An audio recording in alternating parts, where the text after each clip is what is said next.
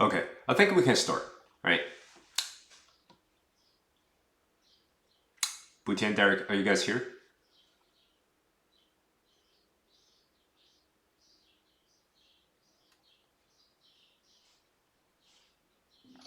Yes, I'm here. All right. Sorry, I just Yep, wanted to I'm here adjust as my well. AC. I couldn't get to the mute button quick enough. That's the point. Yeah, here and ready to Yeah. go. Yeah, let's get this started, right? So if everyone you see the link in the channel where we shared, basically that was the slide that we're gonna share, but here we go, we have too many people, so Discord won't let us share the screen. Bummer.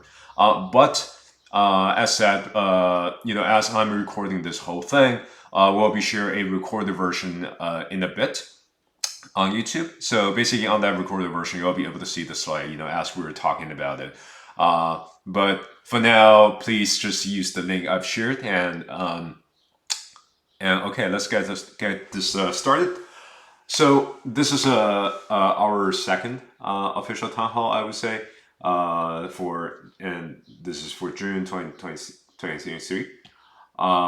So there are the way we're going to do this today is basically we'll go over the main progress that we've um, achieved during the past months, namely on Blockless site, Blockless initial node offering, our presentation at Open Source North, and we'll also talk about some recent progress where we're doing a collaboration with EigenLayer. So this is the plan today, and later on, if anyone has any questions, then we can get this addressed, right? So to start off, we'd love to introduce to everyone that we've launched a Blockless site. Um, so Blockless site is all about community ownership and web hosting. You can find more about these on our Twitter as well as on our official documentation. There's a slide dedicated to it. If you're someone that's interested in deploying a non-custodial and censorship-resistant website, no matter it's for your own like personal blog, personal website, or if you want to do something like that for your community, for your project, right? Right now, the workflow is very easy. You can deploy any static site powered by IPFS directly with Blockless site, the product, in under 10 minutes, right? So you're more than welcome to have that, to give that a try. So bear in mind, this is version 0.0, so very early version, and we right now only support static site. But we're gathering user feedbacks, and we're actually getting some very nice feedbacks from developers. And so for this part, if you want to give it a try, please go ahead. And so let me dig deeper into what this is really, and give everyone some context. Like, why exactly are we doing a side product, right? As Blockless is this, we developed this general purpose compute framework, right? So why do we choose to, for upper level services, to offer a site, right? This framework for you to deploy a non-custodial censorship resistant website.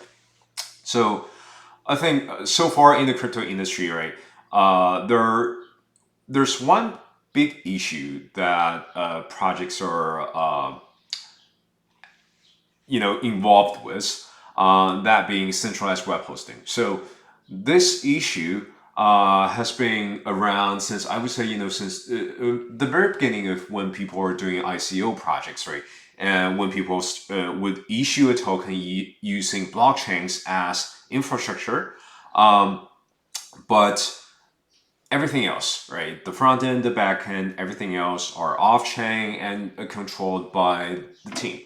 And later on, when this wasn't exactly a huge issue, right? When the industry just started off, like in 2017, when everyone just cared about tokens. But later on, as people are more and more serious and communities start to build, we see issues where, first off is the communities still want to get involved with individual projects, right? And remember, you see in I think it's sometime last year or even earlier, 2 years ago, when Uniswap was very hot, right? DeFi summer thing.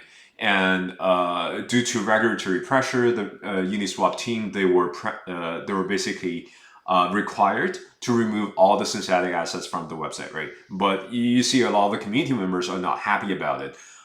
First off, because people want to trade different tokens, right? As Uniswap is this open platform, but also this was being done without community supervision, right? So all those Uniswap token holders, all the governance token holders, right? They obviously don't have a say in whatever represents the face and spirit, the very user experience of a project, right? They don't have a say whatsoever, because all of that, even though they're the governance token holders, are being controlled by the project itself, right? So the community has nothing to do with this whatsoever, and the community is not happy, right? So, and even though there are teams that wish to empower communities, right? Doing this, right, giving community the ownership, direct ownership, and management capabilities is not the easiest thing to do, and it requires a lot of tooling and a lot of work, right? So this is background reason number one why we're working on this, right? And there's also another reason. You see, Web3 as this initially ideological movement, right? We want to be something that's different compared to what the legacy infrastructure offers, and in that regard, Web3 is really going in parallel with what we already have in, say, Web2, right, and broader in the society. So ideally, Web3 should be operating in parallel to this world's political and regulatory chaos, right? We don't want, say, the government and regulatory agencies to be able to just do whatever they can in an open web, right? That is not exactly the Web3 we were looking for. But you see, in crypto, even till today, right, projects are getting very much limited in terms of what they can build, because of regulatory issues, right? Remember last year, when there is the Tornado Cash saga, where people are just building and using a perfectly fine privacy protocol, right? And then because the regulators don't like it, right, the Tornado Cash, GitHub kicked them out. Infura, Alchemy, they're not providing RPC services to Tornado Cash. And also, if you think about infrastructure providers like AWS and Cloudflare, right? If they don't like a particular project, right, they can very much deny service, and the project's going to be in big trouble, right? Given the way they currently operate, right? So even for the case like Tornado Cash, it's many people are just using that for privacy purposes, right? It's not like everyone's using that for like laundering money as such, right? And banning projects like that from a regulatory perspective is very much like, okay, I'm banning everyone from buying knives because someone could use that to hurt someone, right? And we don't want that to happen in Web3. So talking about site, which is really being the frontier of a project, and how regular users, right, will get into using the project. So we feel it is very important first of all, for projects, right, to have individual sovereignty, right? At least they should be able to host their sites in a non-custodial manner, right, very securely. But also for the communities to get engaged. This is the community's project, right? And they should be able to have a direct way to manage and have a say regarding whatever's going on this key product I'm so invested in, right? Whatever happens or presents upon there, I should be able to have a say, right? So this is the whole philosophy behind Blockless site, right? We're trying to provide this infrastructure, this base level infrastructure to enable community ownership and non-custodial hosting of project front pages, basically. So the benefits, right? I'm looking at the slide here, and if you are, that's good. So the first benefit is really as said, right? We want to make sure there's non-custodial hosting, and we don't want that kind of censorship going on within Web3, right? We want this to be an open web. And another thing, because Blockless site is based on the Blockless protocol, right? We as the Blockless protocol is this framework for Edge native work orchestration and deployment. So thanks to the protocol, right, we are able to enable hyperlocal caching for very fast content delivery, right, for your website, right. So even though you're using a decentralized protocol, it doesn't mean the performance has to suck, right. Decentralization has its own advantages. So, and the second thing is automated build and deployment process. So it's going to be very easy to use, and you should be able to use like front-end frameworks that you're very familiar with, right? You don't have to, just because you're building in Web3, you don't have to learn everything from scratch, right? We allow you to use frameworks such as Next.js and React. So those very common front-end development frameworks, you can use all of those, right? And deploy on Blockless. And the other part, right, the big thing I've been mentioning is really DAO contract-based site ownership. So right now you see all those DAO management contracts, right? And the contract that is managed by token holders of a DAO. And what we can basically allow is within the Blockless dashboard interface, we can do that via basically the community members will be able to sign in, and they'll be able to control the DAO contract via voting, and the DAO contract basically will tell the Blockless network what to do with the site. So as mentioned, right, this is really version 0.1, very early still. So right now what you can do is deploy a static site. But because Blockless, right, the underlying protocol, we really enable this dynamic compute and dynamic function, event-driven function capabilities, right? So we will enable dynamic edge functions. Say if your website wants to be rather advanced, and whenever there's a user coming in, clicks on something, and you're sending an active request to a server, right? Say server-side rendering or some other request, and calling some extra APIs, right? We can do that for you, right? So this is not in the current version, but will be coming out very soon.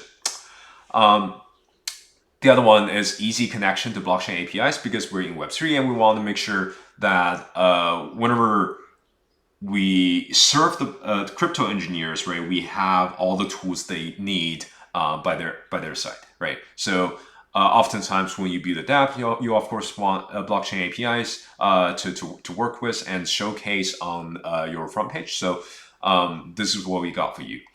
And another thing is first-party support with Blockless Trigger and Blockless Data. So Blockless Trigger and Blockless Data, those are all service level convenience that we're trying to provide with people, right? So when people are doing off-chain secure compute on top of Blockless, right, we want to make sure they have this easy capability to do triggers, namely automation. So whenever something happens in the real world or happens on chain, a particular compute happens, right? So this is automation. And Blockless Data, on the other hand, is whenever we're building complex decentralized applications, you want to be able to leverage all kinds of data out there, right? So no matter it's from Web2 service providers or from, say, on-chain data, right? At Blockless, we try to aggregate that for you, and so you don't have to search yourself. And another part of this would be site management. So the dashboard right now, you can currently log in as a single developer and do everything you want, but the DAO interface part will come in the following months as well. Okay, so that's all about Blockless site, and we're gonna start getting into our next item, or the next big progress that we pulled off, being open source nodes. So open source nodes, if you don't know it, feel free to Google what this is and check out our Twitter. We made plenty of tweets about this. We're very proud this actually happened. So it is one of those events that gather the open source community and just computer engineering, software development community in general here in the US. And we were luckily selected as the only Web3 projects to be able to present on this conference. And usually this conference is featuring, mega giants like AWS, Ryan Games, IBM, But this time we see there are also some new players such as Blockless, right, featuring our protocol level innovation, as well as not exactly new players, but more like startup companies, newer companies like Vercel. So companies like this, right, we were able to present in this conference, and Derek, who's actually in the chat right now, give a 1 hour talk. So yeah, this is I'm looking at the slides right now, and basically Derek gave a speech, and which is actually followed by IBM and Riot Games. And Derek, if you are able to speak, do you want to actually touch upon what you have gone over, or the key innovation you have presented in open source North to our audience here today? Yeah, for sure. So I think, the key thing that we really presented at that conference was building community-based compute networks and really incentivizing your own communities to use the spare compute that they have.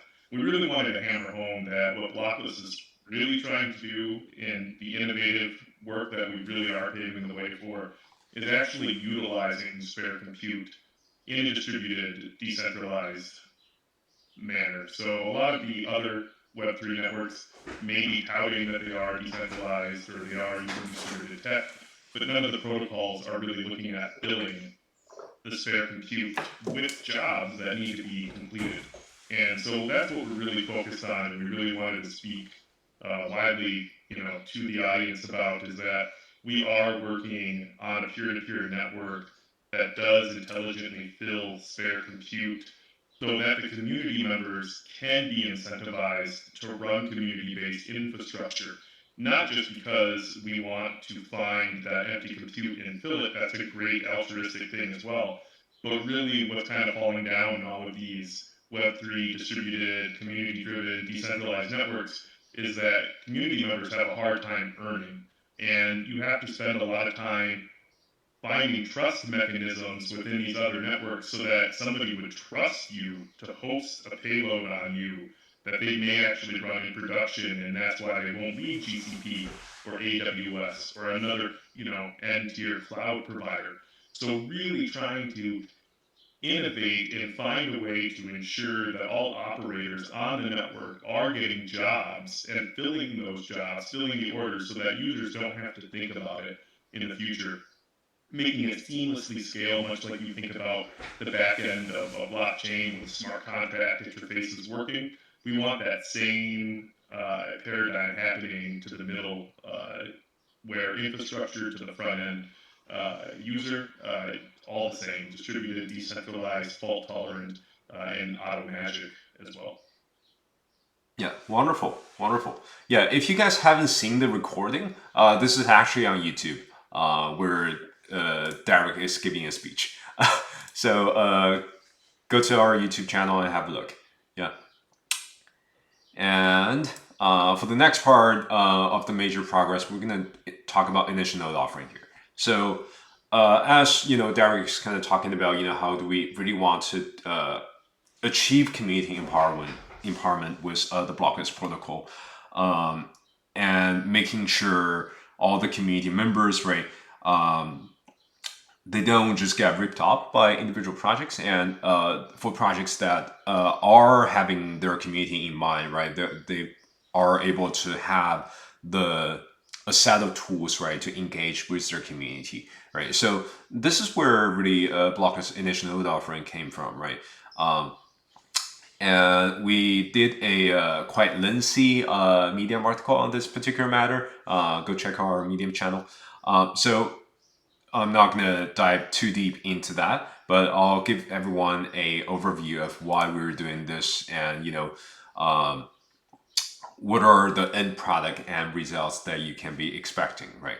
So Blockless initial node offering, right? So it's really about allowing communities to own and run critical off-chain infrastructure for their beloved products or projects, right? So, and in return, the projects, first of all, they get a much more engaging community. And also they'll be able to have this censorship resistant front end and back end infrastructure, right? Because it's operated by their community and distributed around the globe, right? So this will really give the individual projects a very solid foundation, no matters from the community perspective or from the infrastructure perspective, right? To first off, be able to grow and strong, right? And be able to engage with their community, right, in a very synergistic manner. So that is at its core what Blockless initial node offering is trying to offer. So right now, we always talk about, the projects and communities being disconnected, right? And a lot of those projects are preying on communities. So what has been happening all the way since 2017 and even earlier is that whenever you do a decentralized project, right, and especially when you're using blockchain as an infrastructure, the smart contracts, right, in a way they're centralized.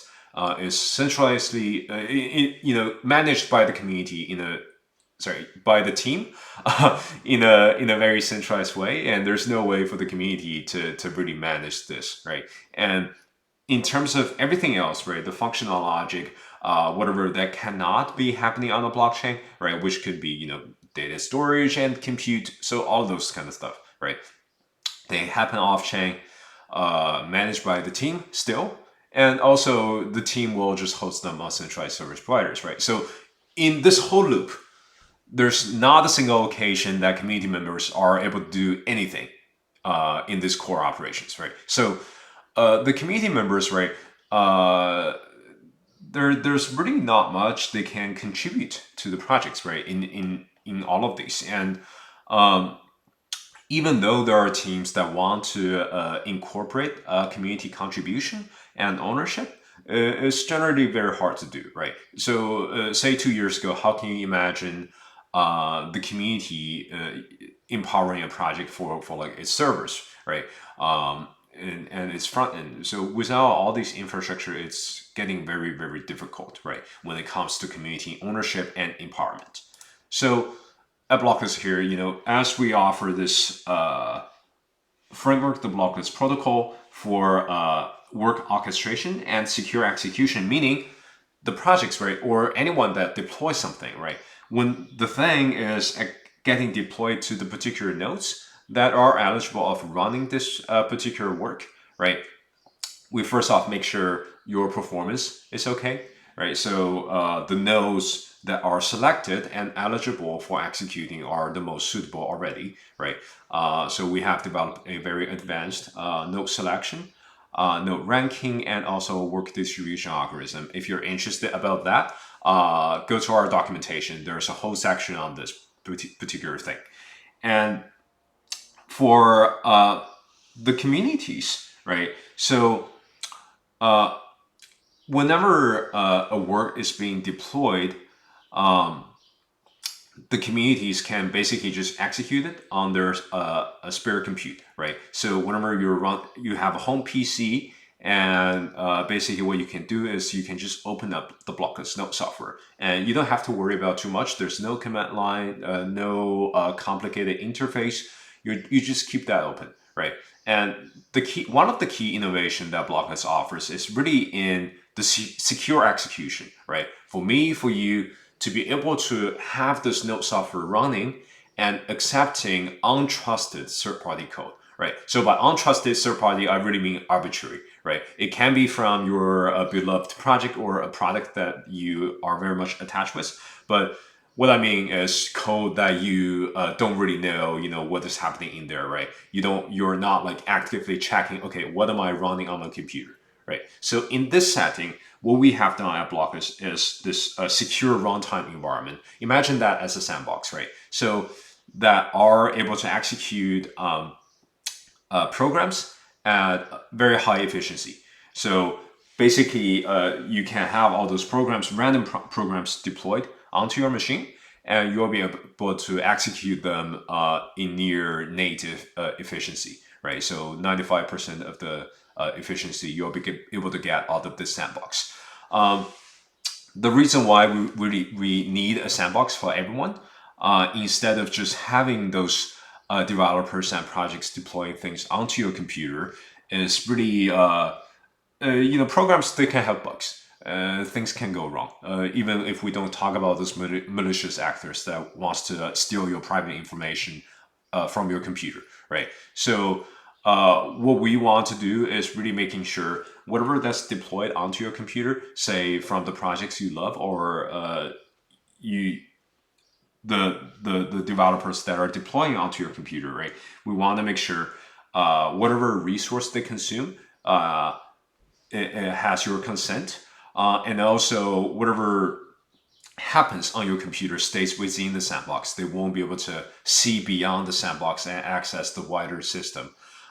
Say, steal your private information. We don't want that to happen. So that's why we really spend a lot of work in engineering not only the work orchestration and distribution process, but also the secure runtime, right? So that anyone can deploy anything onto anyone's computer and have peace of mind for both parties. So going back to how Blockless initial node offering makes a difference, right? So in this setting, right, leveraging the Blockless protocol, what projects can do is really they can drop any front-end and back-end compute modules onto the Blockless platform. And so eligible Blockless node operators, meaning they're eligible, there can be many criteria. Say they are holding a particular project token or they have a particular NFT. They will be able to be selected by the platform via the selection algorithm, right? And they will be receiving work from those projects. So the community node operators, right, in the setting of initial node offering, they will be receiving special rewards, say the token or some other incentives from the individual projects. And by doing so, by operating as the critical infrastructure, right, they're really contributing and being an inseparable part to this individual dApp's infrastructure. And so what projects are getting, right, is really, first off, they get a way more engaged community. All the community members are running things on their computers, right, in a conscious effort. And the projects are getting very strong regulatory resistance. No one will be able to shut you down whatsoever. And also you're lowering your operational cost, right? Because your community has your back instead of you having to rely on centralized service providers like AWS and other institutions. And as we talk about Blockless initial node offering, right? So the central piece to that is really running a node, right? Running a Blockless node. While you may be able to run those like right now already. I know personally there are community members in this chat that are running Blockless nodes already. They took whatever there is on our GitHub and just had a spin with it. And they're already very successful in doing so. But in our public testnet, which is coming very soon, so what we will be able to provide you is a node software that you can simply download to your Mac, to your personal PC, and just have it running there. You don't have to worry about the networking stuff, right? Setting things up. We'll do all of that for you, right? So the Blockless node software, we are right now we're in this private alpha stage where we're doing internal testings, right? Making sure all the features that we push out are wanted by the community, wanted by everyone. They are very useful, and we want them to be very concise. We don't want to introduce too much. So right now we're in this development phase. And one very interesting thing we can do with the node software that we'll be introducing is for the first version, though, it will be a client that you download, but for the second version and beyond, we do look to introduce the Blockless node software as a Chrome extension, where basically you'll just have that in your Chrome, and kind of like how you use MetaMask nowadays, right? You just keep it there and you say, hey, Blockless run. I grant you 5% on my CPU and 5% on my RAM, and just do work, right? And in the background, you don't have to do anything. It will be earning you tokens. So this will be pushed out in version 2 and version 3. and all thanks to our WebAssembly foundation. So our software can be run very easily in browsers. So all of this, right? So right now, as mentioned, we're in internal alpha, and we do aim to push out the public version by the end of Q3. So very soon, very soon. And we're also doing some internal research and market research whether we should introduce a plug and play hardware node. So basically, you can just buy the stick very much like a Raspberry Pi, but with a bit better packaging. You don't have to do any management of it. You just stick that into your computer, and you don't have to worry about anything else. So we're gathering sentiment, and we're also talking to various parties about how should we really go about this. It is a possibility, so stay tuned. Okay, and now we're on to our last item that we want to go over today, which is being the EigenLayer collaboration. This is one of the more major BD effort that we're actually going through right now. And Butian actually took the lead of this. Butian, do you want to talk about this, or do you want me to go over what happened? I'd be happy to give everyone a brief introduction on what is the collaboration. So basically, Blockless as a secure runtime environment utilizing trustless spare compute resources. We have the capability of hosting, from programmable Oracle indexing functions all the way to the decentralized dynamic site and other all fancy stuff. Essentially, anything that you run on an infrastructure that's centralized owned can be replaced by the decentralized serverless function framework, as well as the app engine that we provide. So that really point neatly with EigenLayer's vision of utilizing the restaker's capability to support a trustless network to do whatever the applications are in need. So by providing a secure runtime, what we can guarantee for restakers, operators, and also the programs that's running within EigenLayer, we guarantee those community participants enhanced security because within the strictly isolated sandbox environment, the programs are protected and the host machine is also protected because we have a automatic orchestration infrastructure and due to the WebAssembly's advantage in providing accurate provision of resource consumption. So those allow us to do automatic matchmaking and also load balancing, meaning that a node operator, they can specify the upper limit of their hardware resource consumption.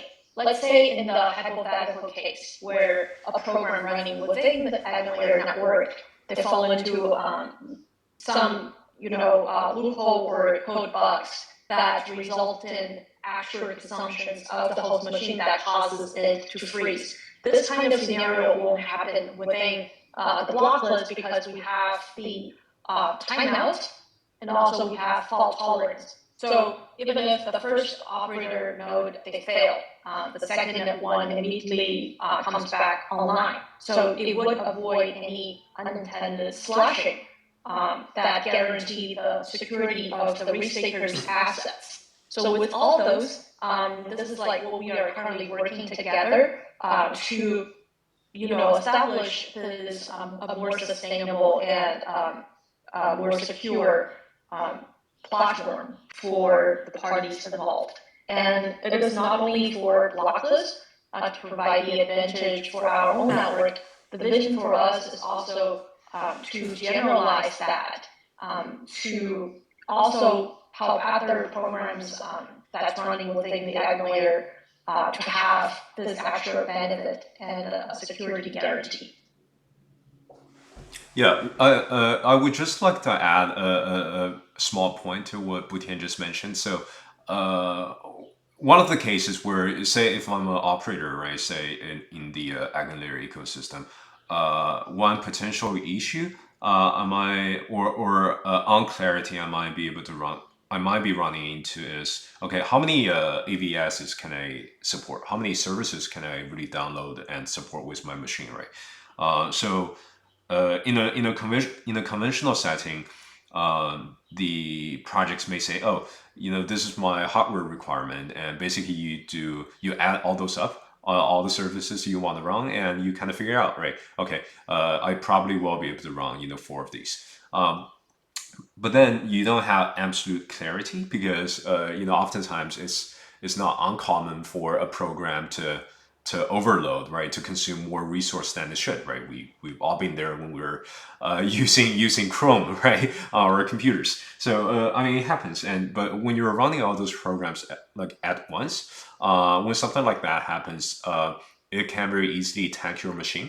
And then we have this unintended chain reaction where you might just be kicked offline because your computer is down, right? And it will also affect the other services that's running on your computer too, right? Especially if you're actually running a Ethereum node, it's for sure not gonna serve you well, right? So to really prevent those things and provide more comfort to the EigenLayer node operators and also the Ethereum stakers, right? The node runners within the EigenLayer ecosystem. So this is really one of the core benefits we're working towards in this particular collaboration.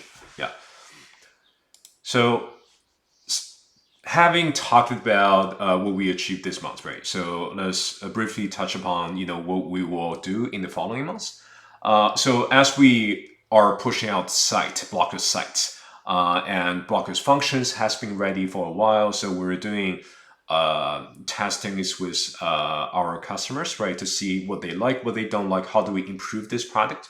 So for the following months, our focus will still be on doing customer research and interview for sites and functions.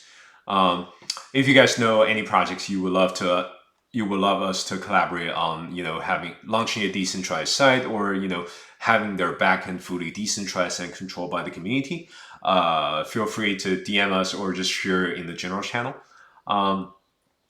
And the other thing is, as we're getting the the initial node offering ready, as we're getting the node software ready, right, we're really pushing towards a public testnet.